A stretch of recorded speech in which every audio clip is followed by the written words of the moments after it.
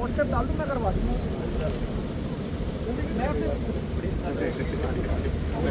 हाँ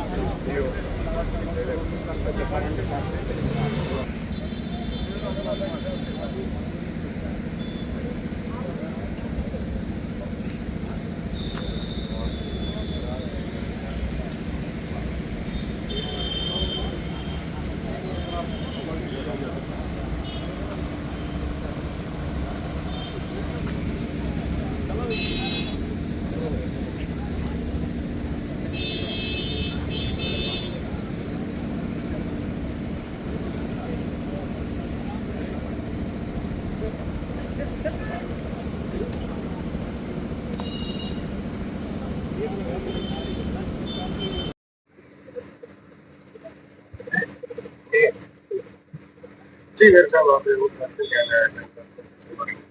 तो रोहतक शहर में आए दिन कोई ना कोई उद्घाटन होता ही रहता है। भारतीय जनता पार्टी की सरकार जब से हरियाणा में बनी है, हरियाणा चौमुखी विकास कर रहा है।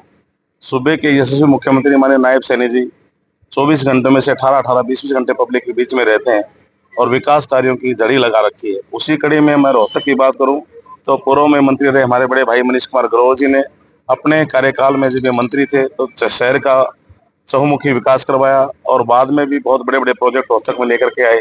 सभी रोहतक की जनता के सामने है कि रोहतक का बहुत विकास हो रहा है। उसी कड़ी में जब से जिम्मेवारी रोहतक की जनता ने संगठन ने मुझे दी है तो उसमें आप देख रहे हैं कि आए दिन कोई न कोई शहर में विकास कार्य का उद्घाटन हो ही रहा है। आज भी हम 6 जो विकास कार्य हैं जो कंप्लीट हो चुके हैं।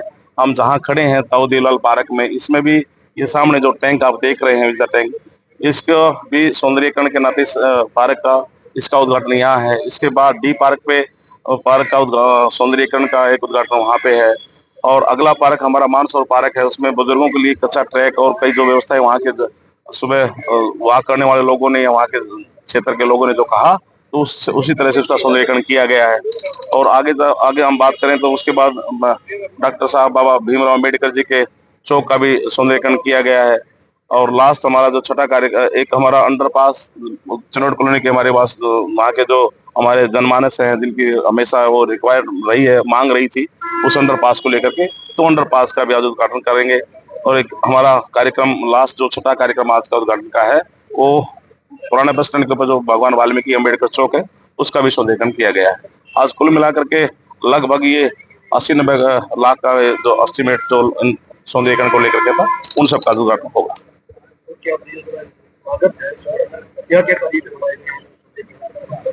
वहाँ हम बात करें अलग अलग पॉइंट की, जैसे यहीं बैठे हैं तो यहाँ इस पार्क को और सुंदर बनाने के लिए टैंक जो हमारा बिजली टैंक रहा है हमारे सैनिकों की बड़ा मान सम्मान का हमारे देश के लिए, तो उस नाते ये इस टैंक की यहाँ स्थापित किया गया है कि भाई ये हमारे सैनिकों के लिए एक विशेष जब भी आवश्यकता पड़ी देश को तो अहम भूमिका में ये हमारे ये यूनिट रहती है सैनिकों वाले।